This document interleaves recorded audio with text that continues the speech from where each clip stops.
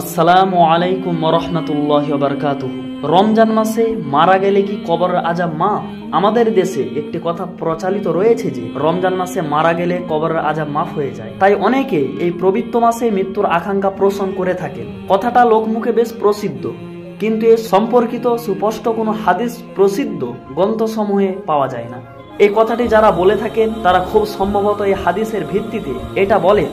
আবু হুরায়রা রাদিয়াল্লাহু তাআলা আনহু থেকে বর্ণিত, রাসূল সাল্লাল্লাহু আলাইহি সাল্লাম বলেন, যখন রমজান মাস আসে তখন জান্নাতের দরজাসমূহ খুলে দেওয়া হয় আর জাহান্নামের দরজাসমূহ বন্ধ করে দেওয়া হয়। কিন্তু এই হাদিসে কবরের আযাব মাফ হওয়ার বিষয়ে কিছুই বলা হয়নি। উপরন্তু এই ব্যাখ্যায় ফাতহুল বারীতে বলা হয়েছে জান্নাতের দরজা খুলে দেওয়া হয় এবং জাহান্নামের দরজা বন্ধ করে দেওয়া হয়। এই মাসে আল্লাহ তাআলা বান্দাকে নেক কাজের তৌফিক দেন, যেমন রোজা, কিয়ামুল লাইল ও অন্যান্য কাজ। পাশাপাশি নিষিদ্ধ কাজ থেকে বিরত থাকার তৌফিক দেন, কেননা এই নেক কাজগুলো করা আর নিষিদ্ধ কাজ থেকে বিরত থাকায় তো জান্নাতে প্রবেশ করা এবং জাহান্নাম থেকে মুক্তির কারণ।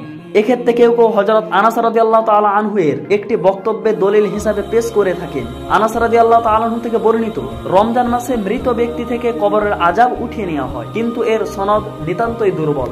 এটি ইমাম রজব হাম্বলি তার আহলুল কুবুর ওয়া আহলুল আহলিহা ইলান নুসুর গ্রন্থে 105 পৃষ্ঠাতে উল্লেখ করেছেন, কিন্তু এর কোনো সনদ কিংবা হাদিস গ্রন্থের নাম তিনি উল্লেখ করেননি। তাই এটি জাল না জয়ী কিছুই নির্ণয় করা সম্ভব হচ্ছে না। কেউ কেউ আব্দুল্লাহ ইবনে মাসউদ রাদিয়াল্লাহু তাআলা আনহুর একটি হাদিস দলিল হিসেবে পেশ করে থাকেন, রমজান সমাপ্তির সময় যার মৃত্যু সংগঠিত হয় সে জান্নাতে প্রবেশ করবে, কিন্তু এটি দলিল হিসাবে সঠিক নয়, কারণ প্রথমত এর সনদ নিতান্তই দুর্বল।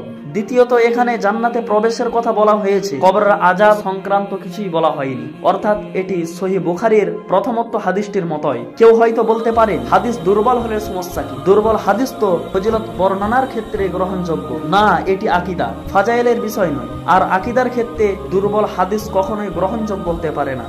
অধিকন্ত আকীদা শাস্ত্রের বিশিষ্ট ইমাম মুহাম্মদ ইবনু আহমদ আস-সাফারিনি রহমাতুল্লাহ আলাইহি ইবনু রজব হাম্বলির রহমাতুল্লাহ আলাইহির উপরোক্ত বক্তব্যের বিরোধিতা করেছে। রমজান মাসে মৃত্যুবরণ করলে কবরের আযাব মাফ হয়ে যায়, এটি সরাসরি কুরআন হাদিস দ্বারা প্রমাণিত কথা নয়। সুতরাং এমন কথা প্রচার না করাই কাম্য। একজন মানুষের জান্নাতে যাওয়া না যাওয়া, কবরের আযাব হওয়া না হওয়া, এসব নির্ভর করে তার ব্যক্তিগত আমলের উপর। অতএব কেউ যদি রমজান মাসে সঠিক পন্থায় রোজা পালন করে এবং ওই অবস্থায় মৃত্যুবরণ করে, তাহলে আশা করা যায় আল্লাহ তার কবরের আযাব ক্ষমা করে দেবেন এবং তাকে জান্নাতবাসী করবেন। বান্দার শেষ আমলেই বিবেচনাযোগ্য।